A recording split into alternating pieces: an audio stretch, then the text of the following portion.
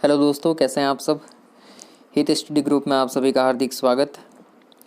किसी भी कंट्री की इकोनॉमी को सही तरीके से संचालित करने के लिए हमने बताया था पहले वाले वीडियो में कि दो पॉलिसीज़ काम करती हैं। Policy first monetary policy and second fiscal policy. Monetary policy के वीडियोज़ आपने नहीं देखे हैं तो आप चैनल पर जाके देख सकते हैं। आज हमारा जो टॉपिक है वो है फिस्कल पॉलिसी। तो किसी भी देश की अर्थव्यवस्था को सही तरीके से संचालित करने के लिए दो पॉलिसीज़ हमने बताई, मॉनेटरी और फिस्कल। तो फिस्कल पॉलिसी किस तरीके से काम करती है उसको देखते हैं। सबसे पहला पॉइंट ये है कि फिस्कल पॉलिसी कौन जारी करता है। जैसे हमने पहले बताया था कि मॉनेटरी पॉलिसी, मौद्रिक नीति कौन जारी करता है। आपका आंसर होगा सेंट्रल बैंक। इंडिया के अंदर कौन जारी करेगा? Reserve bank of India. तो यहाँ पे क्वेश्चन है मेरा कि फिस्कल पॉलिसी कौन जारी करता है। तो फिस्कल पॉलिसी कौन जारी करेगा? सरकार करेगी। इसका क्या मोटो होता है, क्या क्या इसके ऑब्जेक्टिव्स होते हैं, इसके बारे में भी अपन आगे चर्चा करेंगे। यदि आपने चैनल को सब्सक्राइब नहीं किया है तो पहले आप सब्सक्राइब कर लें और वीडियो को शेयर और लाइक ज़रूर करें। फिस्कल पॉलिसी में गवर्नमेंट वित्तीय प्रबंधन को देखती है, जिसमें कितने कर लगाए जाएं, करों को एडजस्ट कैसे किया जाए, सार्वजनिक व्यय किस तरीके से किया जाए, ये सारी बातें इसके अंदर की जाती हैं। इसके टूल्स की बात करते हैं तो इसके 4 टूल्स हैं। पहला टूल्स है टैक्सेशन, करारोपण। दूसरा है गवर्नमेंट एक्सपेंडिचर। तीसरा टूल्स है पब्लिक डेट, सार्वजनिक ऋण। और चौथा टूल है बजटरी पॉलिसी, बजट नीति। 4 इसके टूल हैं। लेकिन जब भी फिस्कल पॉलिसी की बात करते हैं तो 2 मेजर टूल्स की बात करेंगे अपन। वो मेजर टूल्स कौन कौन से हैं? टैक्सेशन और गवर्नमेंट एक्सपेंडिचर। तो क्लियर हो गया, जब भी अपन फिस्कल पॉलिसी की बात करेंगे तो वहाँ पे 2 चीज़ें हमारे माइंड में आएगी, एक तो टैक्स और दूसरा होगा गवर्नमेंट एक्सपेंडिचर। अब देखते हैं इसकी डेफिनीशन क्या है और ये किस तरीके से काम करती है। पहले हमने बताया था कि किसी मार्केट इकोनॉमी की बात करें, मौद्रिकवाद की बात करें, जहाँ लेसेस फेयर होता है वहाँ की बात करें, तो वहाँ पे मॉनेटरी पॉलिसी बहुत अच्छे तरीके से काम करती है। और वर्ल्ड वाइड डिप्रेशन 1930 से पहले या 1930 तक मॉनेटरी पॉलिसी को अच्छे तरीके से यूज़ में लिया जा रहा था। उस समय फिस्कल पॉलिसी का काम बहुत कम था, बहुत ही संकुचित कर रखा था। लेकिन जब वर्ल्ड वाइड मंदी आई, वर्ल्ड वाइड डिप्रेशन आया, तो उसके बाद केन्जियन इकोनॉमिक्स आया। केन्जियन इकोनॉमिक्स जो किन्स ने दिया था, तो किन्स का अर्थशास्त्र आया। इसके बाद मैक्रो इकोनॉमी ने बहुत अच्छी ग्रोथ शुरू कर दी थी। कहा जाता है कि किन्स की book the general theory of employment, interest and money 1936 में पब्लिश होने के बाद में मैक्रो इकोनॉमिक्स ने दिन दोगुनी और रात चौगुनी वृद्धि की थी। तो इसके बाद में किन्स के इकोनॉमिक्स के आने के बाद में फिस्कल पॉलिसी ज़्यादा चर्चा में आई और किन्स ने कहा कि मॉनेटरी पॉलिसी के साथ में फिस्कल पॉलिसी को भी अच्छे तरीके से इम्प्लीमेंट किया जाए। क्यों?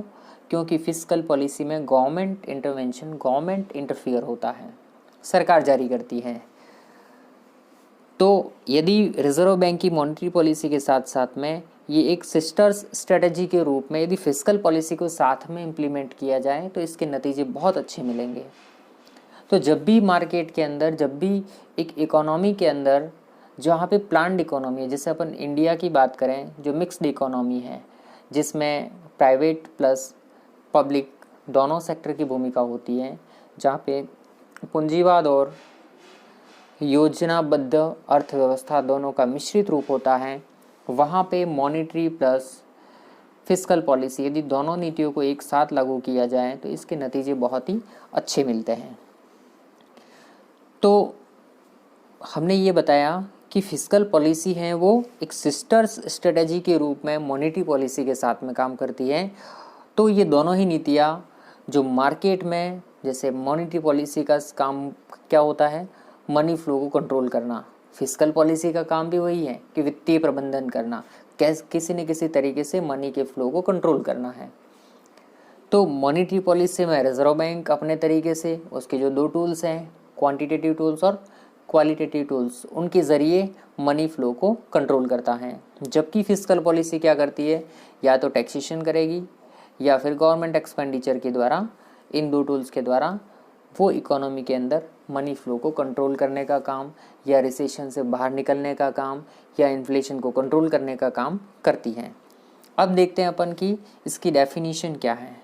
इसकी डेफिनेशन के बारे में यदि अपन चर्चा करें तो इसकी जो डेफिनेशन है उसको मैंने एक चित्र से समझा रखा है। देखिएगा कि ये सिटीजन्स हैं। अब सिटीजन्स की बात करें कि सिटीजन्स से क्या होता है, ये जनता है, यहाँ से टैक्स वसूल करते हैं। कौन करेगा?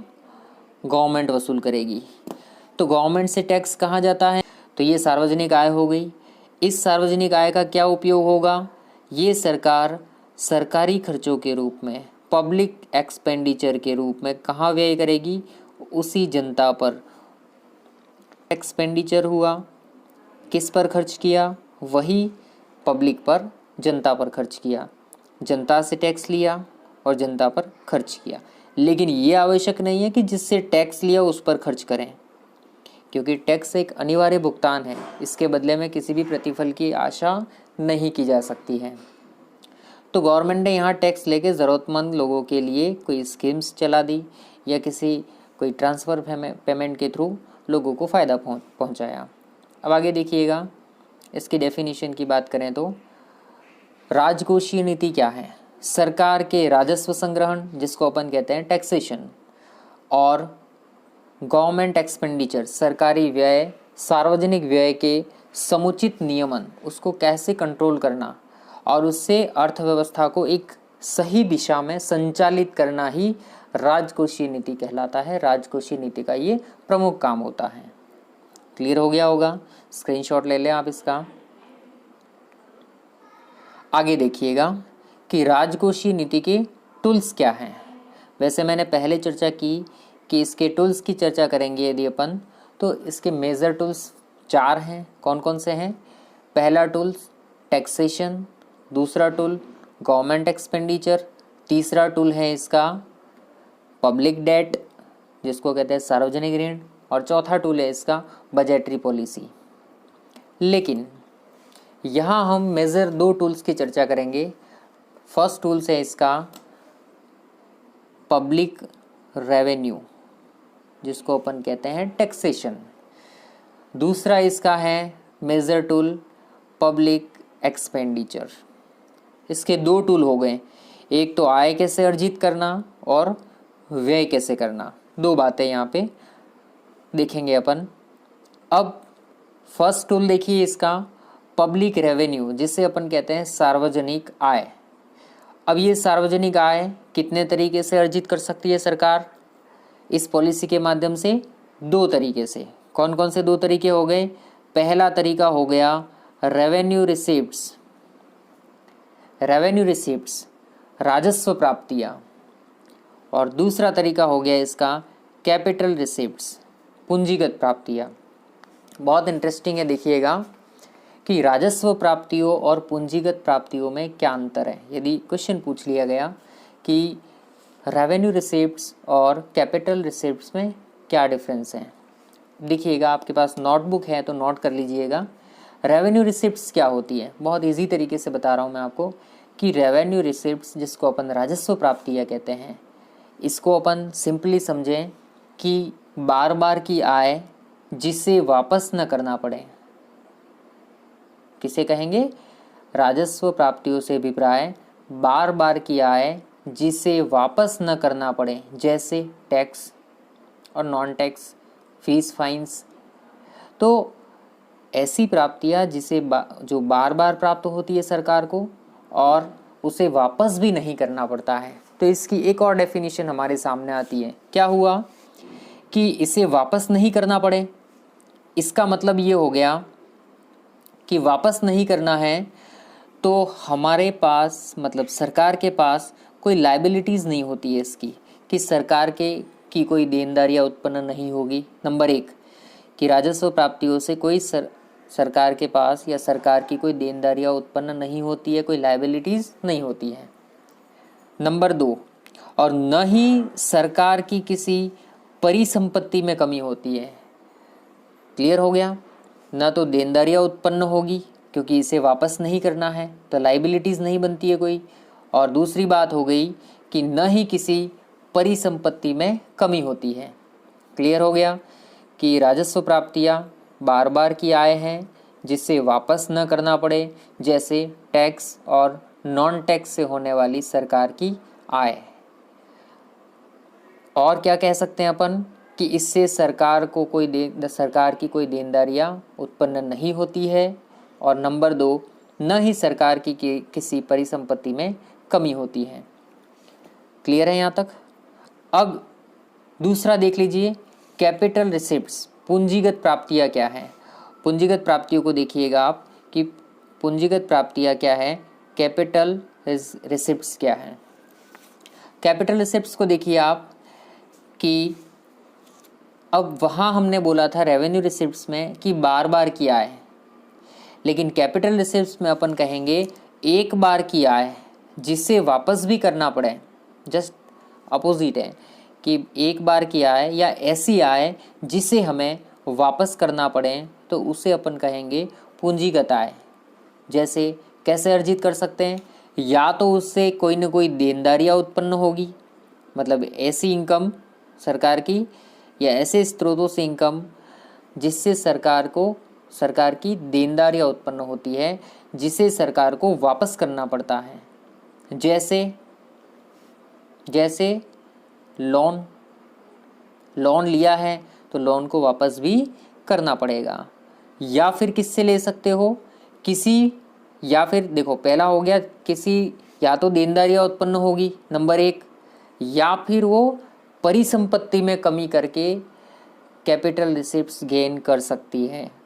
परिसंपत्ति में कमी कैसे, जैसे कोई सार्वजनिक क्षेत्र का या पब्लिक सेक्टर का कोई इंटरप्राइजेज है, उसका आंशिक प्राइवेटाइजेशन करना, ठीक तरीके से बोलें तो डिसइन्वेस्टमेंट करना, विनिवेश करना। यदि सरकार विनिवेश करके आय अर्जित करती है तो उससे सरकार की देनदारियाँ तो उत्पन्न नहीं होगी, लेकिन सरकार की जो प्रॉपर्टी थी, गवर्नमेंट प्रॉपर्टी थी, उसमें कोई न कोई कमी ज़रूर आएगी। तो सरकारी परिसंपत्ति में या तो कमी आएगी कैपिटल रिसिप्ट से, या फिर उसकी कोई देनदारियाँ उत्पन्न होगी। क्लियर है यहाँ तक? अब वापस रेवेन्यू रिसिप्ट्स को देखिए आप। रेवेन्यू रिसिप्ट्स को 2 पार्ट में डिवाइड किया है, टैक्स और नॉन टैक्स। एक तो हम टैक्स लगा के इनकम प्राप्त करते हैं, दूसरा होता है नॉन टैक्स। वो टैक्स नहीं है लेकिन किसी न किसी दूसरे फीस फाइन्स के तरीके से आय अर्जित की जाती है। फिर टैक्स को 2 भागों में बांटा है, कौन कौन से, डायरेक्ट टैक्स और इनडायरेक्ट टैक्स। अब देखिए डायरेक्ट टैक्स किसे कहें और इनडायरेक्ट टैक्स किसे कहें। डायरेक्ट टैक्स का मतलब क्या होता है, जिसका कराघात और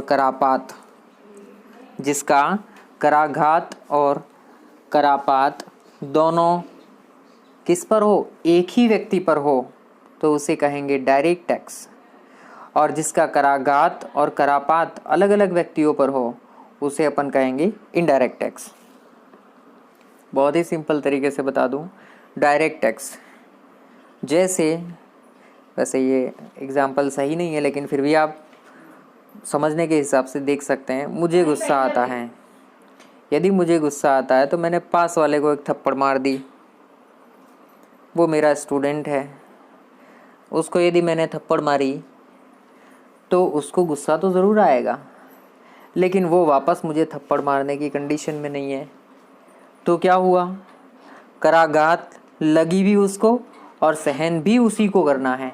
इसका मतलब ये हुआ कि डायरेक्ट लगी उसको, कराघात भी उस पर है और करापात भी उस पर है। इसका मतलब ये हो गया डायरेक्ट टैक्स वो किसी पर, दूसरे व्यक्ति पर डाल नहीं सकता है, किसी दूसरे व्यक्ति पर डाल नहीं सकता है। अब देखिए इनडायरेक्ट टैक्स क्या है। इनडायरेक्ट टैक्स में जैसे मुझे गुस्सा आया, मैंने किसी पास वाले को थप्पड़ मारा, उसके पास कोई दूसरा व्यक्ति बैठा हुआ है, उसने अपना गुस्सा दूसरे पर निकाल दिया, यदि दूसरे व्यक्ति को फिर से गुस्सा आता है, उसने पास वाले को मार के तीसरे पे निकाल दिया, हो सकता है वो उसका कोई करीबी है, कोई बड़ा है, तो उसको वापस मारने की कंडीशन में नहीं है, तो क्या होगा? तो कराघात तो पहले वाले व्यक्ति पर हुआ, लगी पहले वाले व्यक्ति को, लेकिन सहन किसने की? लास्ट वाले ने। जैसे होलसेल प्रोड्यूसर से अपन बात करें, टैक्स लगना शुरू होता है तो आघात तो फर्स्टली किसको होगा? वही सेलर, प्रोड्यूसर पे टैक्स लगा, फिर उसने सीधा एक चेन बनती है, सेलर थ्रू कहाँ जाती है? कंज्यूमर पे। फाइनली उसको सहन कौन करेगा? कंज्यूमर करेगा। तो जिसको अपन कहते हैं goods and services tax, GST. GST किस प्रकार का कर है? अप्रत्यक्ष कर है। तो उस थप्पड़ को लगाया किसी और को और सहन किसी और ने किया, तो उसे अपन कहेंगे अप्रत्यक्ष कर। प्रत्यक्ष कर का उदाहरण बता दूं मैं आपको, जैसे इनकम टैक्स लगी मुझे तो सहन भी मुझे करनी है। जिस व्यक्ति पर लगाया जाता है वहन उसी व्यक्ति को करना है, तो वो तो होगा डायरेक्ट टैक्स। और जिस पर लगाया उसको यदि वहन नहीं करना है, वो किसी दूसरे पे टाल सकता है, तो उसे अपन कहेंगे अप्रत्यक्ष कर। आगे देखिएगा, ये तो था पब्लिक रेवेन्यू क्या है। दूसरा टूल देखिए आप, पब्लिक एक्सपेंडिचर क्या है। पब्लिक एक्सपेंडिचर जिसे अपन कहते हैं सरकारी व्यय। सरकारी व्यय कितने प्रकार के हैं? 2 प्रकार के हैं। पहला तो हो जाएगा वही रेवेन्यू एक्सपेंडिचर और दूसरा हो जाएगा कैपिटल एक्सपेंडिचर। फर्स्ट देखिए आप, नोट कीजिएगा, रेवेन्यू एक्सपेंडिचर क्या होता है। वही वापस रिपीट कर रहा हूँ मैं कि बार बार का व्यय, रेवेन्यू आया मतलब बार बार हम खर्चा कर रहे हैं, बार बार सरकार खर्चे करती है, लेकिन उससे किसी परिसंपत्ति का निर्माण नहीं होता है। नंबर 1, न ही सरकार की किसी देनदारी में कमी आती है, न तो किसी पूंजी परिसंपत्ति का निर्माण होता है और न ही देनदारियों में कमी होती है। जैसे हम सरकार ने कोई लोन ले रखा है, तो सरकार यदि ब्याज का भुगतान कर रही है तो उससे हमारी जो लायबिलिटीज़ बनी हुई थी वो कम हो ही नहीं रही है, लोन तो एज इट इज़ बना हुआ है। अगला, सरकार जैसे वेतन पेंशन का भुगतान करती है, उसको अपन रेवेन्यू एक्सपेंडिचर के अंदर लेंगे। जैसे ग्रांट्स है, सब्सिडीज़ देती है, वो रेवेन्यू एक्सपेंडिचर है। जैसे कोई एजुकेशनल हेल्थ पे कोई खर्चा कर रही है, डिफेंस एक्सपेंडिचर कर रही है, तो ये सारे खर्चे हैं वो किसके अंदर आएंगे?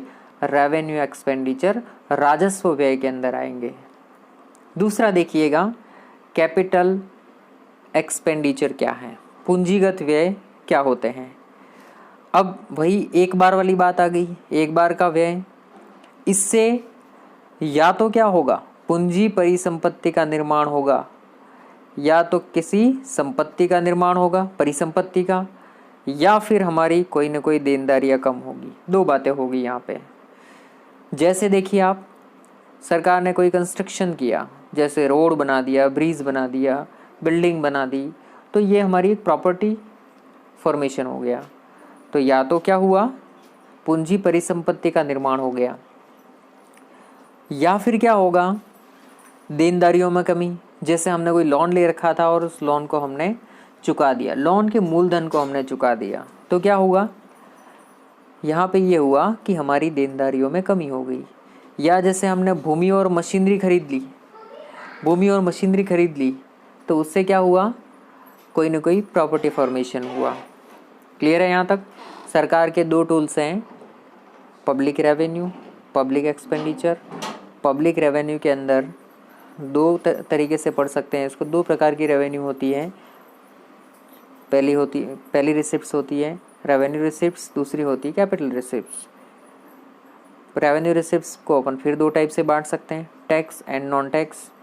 टैक्स को फिर 2 टाइप से बांट सकते हैं, डायरेक्ट एंड इनडायरेक्ट।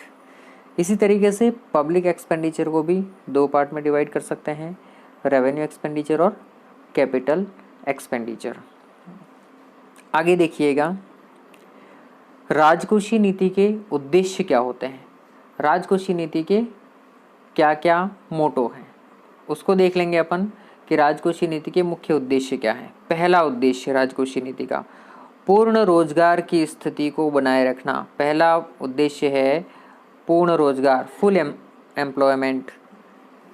दूसरा उद्देश्य है प्राइस स्टेबिलिटी, मूल्य स्तर को स्थिर करना और स्थिर बनाए रखना। तीसरा होता है अर्थव्यवस्था की वृद्धि दर को स्थिर रखना, इकोनॉमिक ग्रोथ को स्टेबल करना। तीसरा होता है बैलेंस ऑफ पेमेंट को बनाए रखना, मतलब भुगतान संतुलन को संतुलित स्थिति में बनाए रखना। अगला होता है अविकसित देशों में या अविकसित देश है जितने अंडर डेवलप्ड कंट्री है उनके आर्थिक विकास को बढ़ाना। ये इसके 5 मुख्य उद्देश्य हैं। आगे देखिए राजकोषीय नीति कितने प्रकार की होती है, इसके कितने प्रकार होते हैं उन प्रकारों की चर्चा करते हैं। राजकोषीय नीति मोटे तौर पर हम देखें तो 2 प्रकार की है। पहली होती है एक्सपेंशनरी।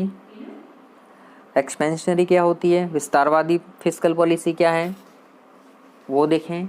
दूसरी होती है कॉन्ट्रैक्शनरी, संकुचनवादी फिस्कल पॉलिसी या राजकोषीय नीति।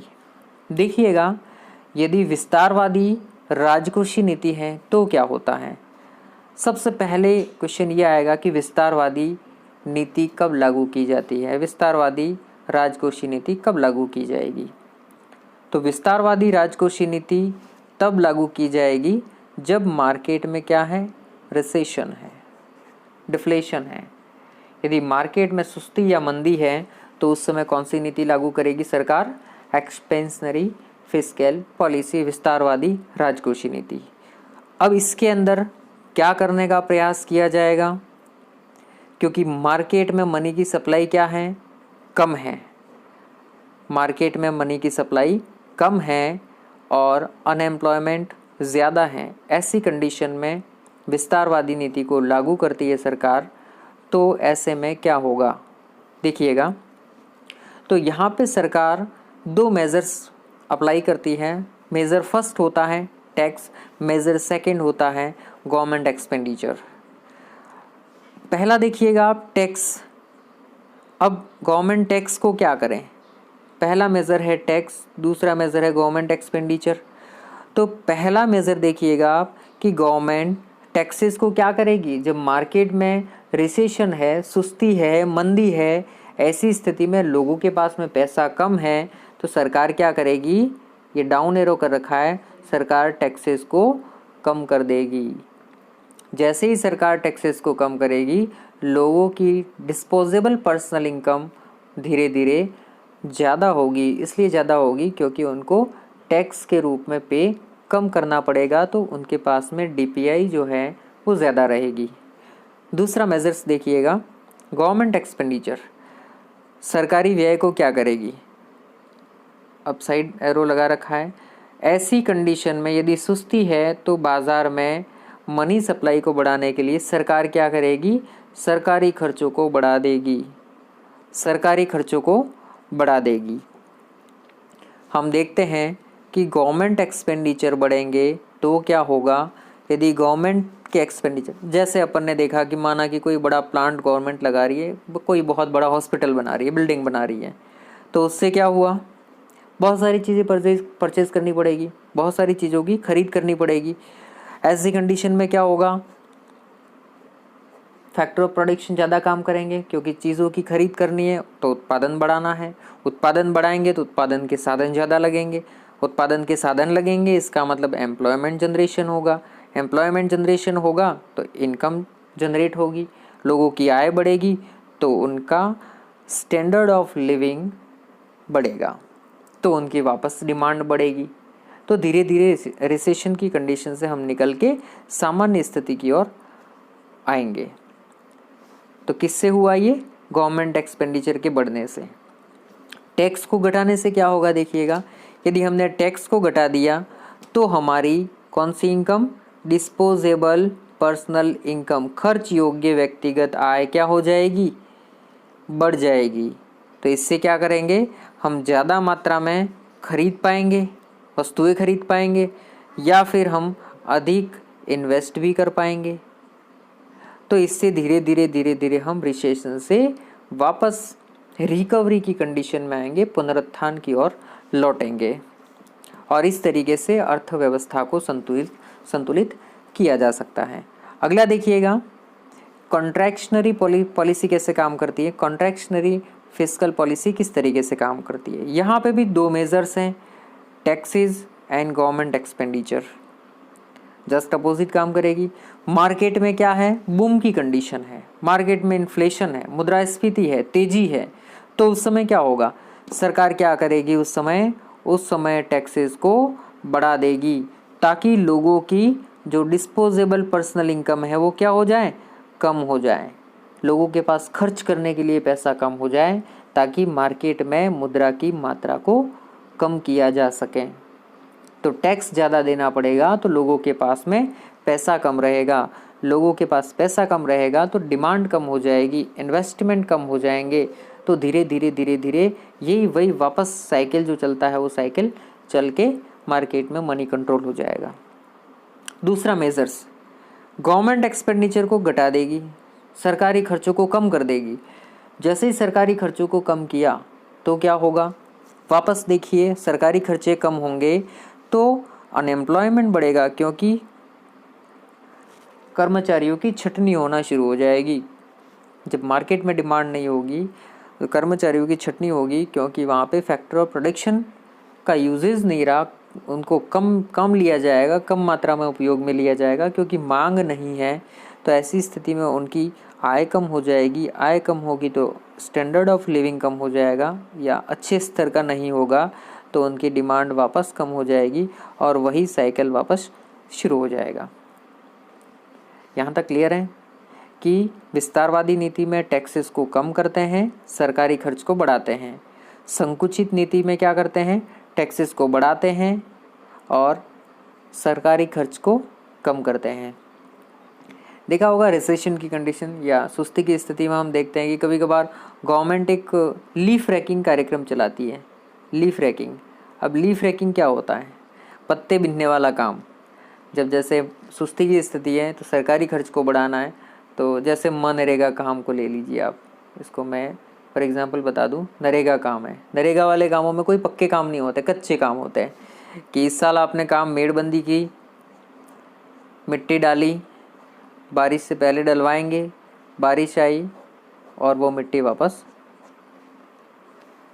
मिट्टी के कटाव के कारण वहाँ से हट गई।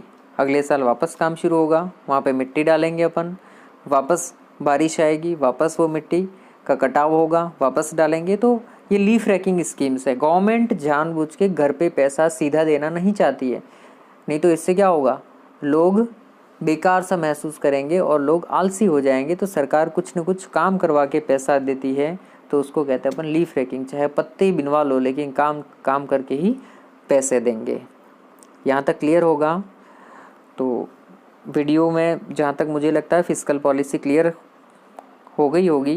यदि कोई डाउट है तो आप कमेंट बॉक्स में लिखें और चैनल को सब्सक्राइब ज़रूर करें।